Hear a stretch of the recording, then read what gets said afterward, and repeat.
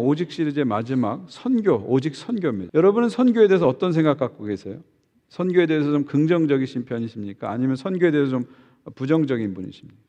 아마 여기 계신 분 중에 선교하면 이건 내일이야 하면서 막 사명감을 갖는 분들도 여기 분명히 계실 거예요. 근데 어떤 분들은 선교하면은 교회에 중요한 일이지만 나하고는 큰 상관이 없어 이렇게 생각하고 앉아 계신 분도 분명히 있을 겁니다. 또 심지어 여기 계신 분들 중에서는 선교에 대해서 아주 비판적이고 부정적인 분도 있으실 거예요.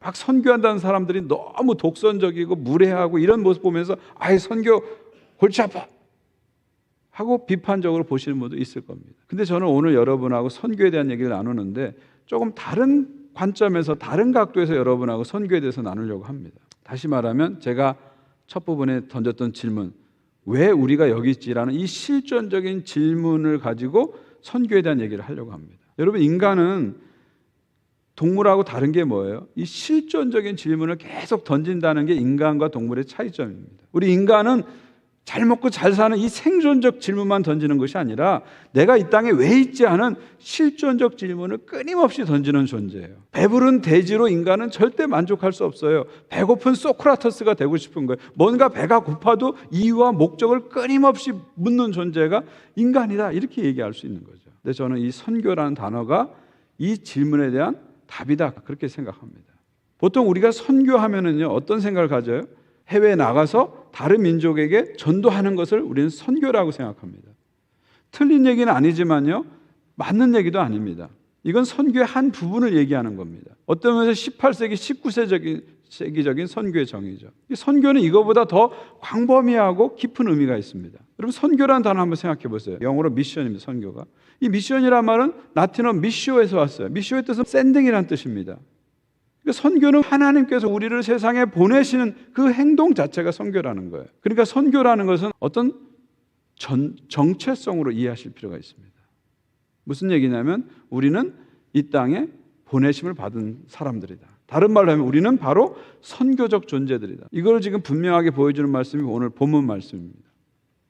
아까 질문한 왜 우리가 여기 있지에 대한 근본적인 답이 창세기 12장 1절 3절 안에 있다, 그런 얘기입니다. 그 목적을 가지고 이제 하나님께서 아브라함을 부르신 거죠. 1절 2절 보십시오. 여호와께서 아브라함에게 이르시되 너는 너의 고향 친척과 아비집을 떠나 내가 내게 보여줄 땅으로 가라. 내가 너로 큰 민족을 이루고 내게 복을 주어 네 이름을 창대하리니 너는 복이 될지라. 자, 여기서 아브라함을 부르시면서 세 가지 명령을 주시죠. 세 가지 명령.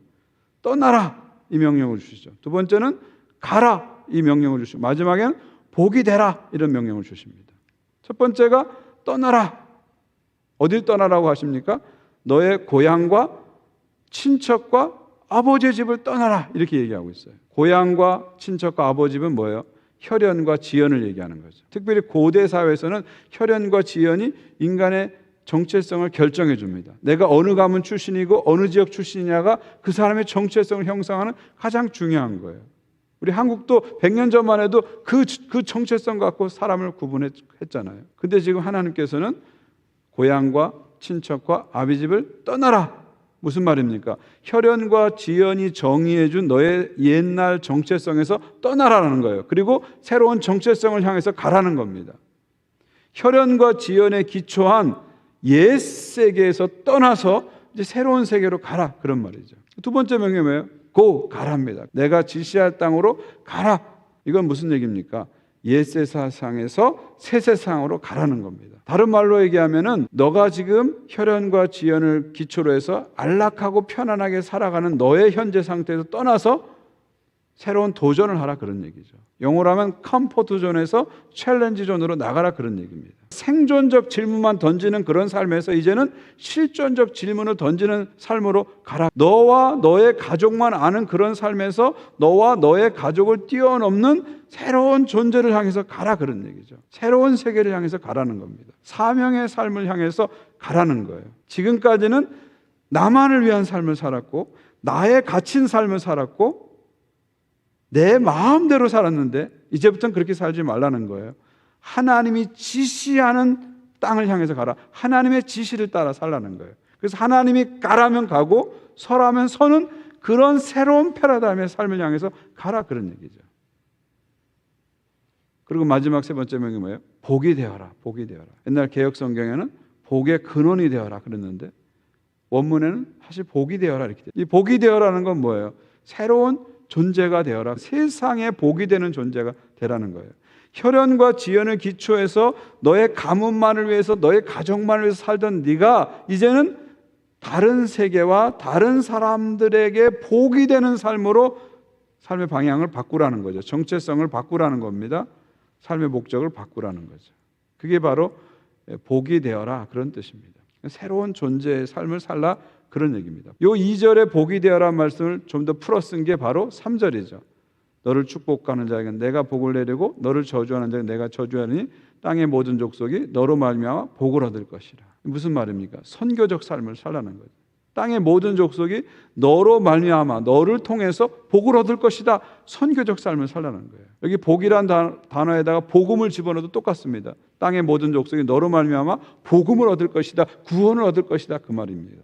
그러니까 이제부터 너는 복이 되는 삶, 선교적 존재로 살아가라. 그러니까 존재와 정체성이 완전히 바뀌어진 삶을 살아라. 그러니까 아브라함을 부르실 때 하나님은 아브라함을 세상에 복이 되는 선교적 존재로 부르신 거예요. 그래서 많은 학자들은 이 본문 말씀이 선교란 단어는 한 번도 나오지 않지만 성경 전체에서 가장 강력한 선교 명령이다. 그렇게 얘기합니다. 선교적 정체성을 가장 명확하게 보여주는 말씀이 오늘 본문이다. 그렇게 얘기하는 거죠. 그러니까 선교적 활동을 많이 하라 그런 얘기가 아니고 네 자체가 이제는 복이 됐다는 것, 선교적 존재가 됐다는 것을 알라 그런 얘기예요. 예수 그리스도의 은혜로 네가 복을 받았다는 것, 복음을 받음으로 복된 존재가 되었는데 이제 너의 사명은 뭐냐면 다른 사람들에게 복이 되는 존재로 살아가라. 이게 바로 선교적 존재, 선교적 정체성을 이야기하는 것입니다. 물론 선교적 활동을 우리는 해야 됩니다. 이것도 중요하죠. 교회가 단기 선교팀을 자꾸 보내야 되고 우리가 단기 선교를 자꾸 나가야 돼요.